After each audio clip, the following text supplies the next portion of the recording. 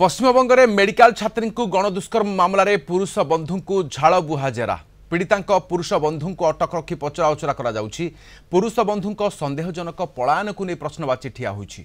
घटना दिन पीड़िता पुरुष बंधु तांकु एका छाड़ी साहाय्य पाई दौड़ी पड़ाइथिले। पर किछि सहपाठी सहित फेरी पीड़िता हस्पिटाल को नहीं पुरुष बंधु कहीं छाड़ी पड़ाइथिला ताकू नहीं तदंत हेउ बोली कहिसंती जातीय महिला कमिशन। पीड़िता भेटिबा राज्य महिला कमिशनर टीम सेठारे स्थिति परखिबा सहित तदंत अधिकारी आलोचना करिवे। गणदुष्कर्म मामलें अन्य फेरार अभियुक्त को धरिबा लागि विभिन्न स्थान में चढ़ऊ जारी रखिछि दुर्गापुर पुलिस। आ गणदुष्कर्म मामलें पुलिस ए पर्यंत 4 अभियुक्त को गिरफ्त करिछि। 10 दिनिया पुलिस रिमांड रे अछि अभियुक्त। अधिक सूचना पाई कोलकाता ब्यूरो हेड प्रमोद महांती अच्छी। प्रमोद, वर्तमान पुरुष बंधु ही सब किछि जानि थाई पारे, झाड़ बुहा जेरा चली पुरुष बंधु को कौन किछि कहलानी कि? देखो वर्तमान परिस्थिति रे जे दुर्गापुर आईक्यू सिटी अस्पताल एक उत्तेजना प्रवण रही एवं राजनैतिक दलर विभिन्न नेता सेठाकु जाउछंती एवं परिस्थिति को सेमाने दृष्टि रखिछंती। एक बड़ धरणर आंदोलन सेठारे वर्तमान पुंजीभूत हेबाकु जाउछि एवं ठीक 10:30 आज विरोधी दल नेता शुभेन्दु अधिकारी मत सेठारु जिबे। तेणु आमे देखा पाउछन जे बीजेपी रो नेतृमंडल वर्तमान सेठारे जमायत होउछंती एवं आमे जे देखिबा जे गतकाली 3 जन को गिरफ्त करा जायतिला एवं जन को अटक रखा जायतिला एवं जे व्यक्ति को अटक रखा जायतिला सेही व्यक्ति होउछंती पीड़ितांकर बंधु एवं तांक सहित दीर्घ दिन संपर्क परिचित थिला बोली स्थानीय लोक माने कहती। तेणु वर्तमान जो परिस्थिति सृष्टि होइछि एवं तांकु सेही घंच जंगल निकट को नहीं जिबा एवं परवर्ती पर्याय रे छाड़ी देबा अन्य माने आक्रमण करबा समय से न रहिबा एक पूर्व परिकल्पित प्रसंग बोली अनेक कहती। कारण सेठारे जो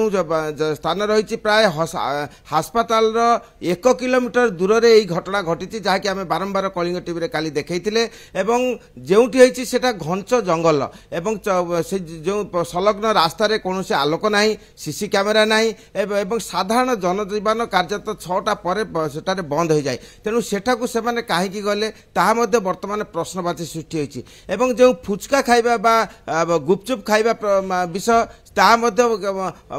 से विषय नहीं पुलिस वर्तमान तदंत करुच्ची एवं आम जानती जे विभिन्न भावे से पुरुष बंधु को पचरा उचरा चली पुलिस जो भावे पचरा उचरा करुच्ची जे जो अभियुक्त 5 जन को गिरफ्त करा जिवो बोली सेमानकर पुलिस दृढ़ोक्ति प्रकाश करछि। तेणु आगामी दिन में जना पड़िबो किंतु गोटिए पर गोटिए जो प्रसंग आसुची एवं जेरारे जो भावे पुरुष बंधु सहयोग करुछंती निश्चित पक्षरे यही प्रसंग पदा को आसीबो एवं पीड़ितार जो ये से न्याय पाइब। किंतु अन्य पक्षे आम जदि देखा जे पीड़िता पिता वर्तमान निजको असुरक्षित असहाय मन कर विभिन्न प्रकार जो परिवेश सृष्टि होती राजनेता ठारू आरंभ करी गणमाध्यम ठारू आरंभ करी साधारण जनता जो भाव बारंबार प्रश्न बाण जर्जरित कर जेते शीघ्र मुझे दुर्गापुर ओडिशा जावाक चाहे एवं से बारंबार ओडिशा मुख्यमंत्री मोहन चरण माझी को आवेदन करछंती। मोहन चरण माझी प्रशासन की यथायथ व्यवस्था नेबे बोली प्रतिश्रुति देइछंती एवं यही प्रतिश्रुति एवं तांकर जो आशा आकांक्षा परवर्ती पर्याय रे केउ रूप नेबो ता भविष्यत कहबो। किंतु आमे पीड़िता पिता सहित बारंबार जोगाजोग करथिलु एवं कलिंगटी से कहते जे जेते शीघ्र मु एठू जीबी एवं मो झिया को जदी सुजोग मिले ताले ओडिसा रे पढाइबी। तेबे अन्य अभियुक्त मध्ये खूब शीघ्र धरा पड़िबे सेइथिपे विभिन्न स्थान रे तनाघना जारी रहुछि। तेबे गणदुष्कर्म मामलारे पुरुष बंधु को वर्तमान अटक रखा जाइछि। झाड़बुहा जेरा चली कौन तथ्य आसूची नजर रहा परवर्ती पर्याय पुणी थे फेरिबा। आमे बहुत बहुत धन्यवाद तमाम सूचना पाम सहित कोलकाता ब्यूरो हेड प्रमोद महांती रही। For her food outside by 8 p.m. and by that time she was raped by when one of her friend was with her, male friend, and she was the area the girl said the girl mainly said ki when she was going with her friend on the midway she found some 2-3 people following them. One is aged and with long distance.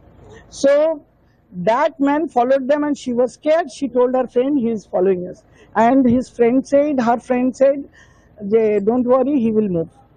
Then they were approaching towards the food center.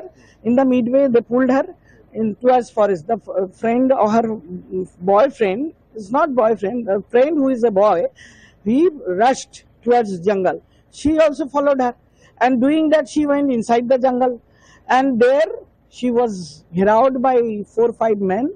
One of them completely raped her, and she had injuries. And after that, another man, he also molested and tried to do something. In the meantime, her friend came back and rescued her. She came back to hospital.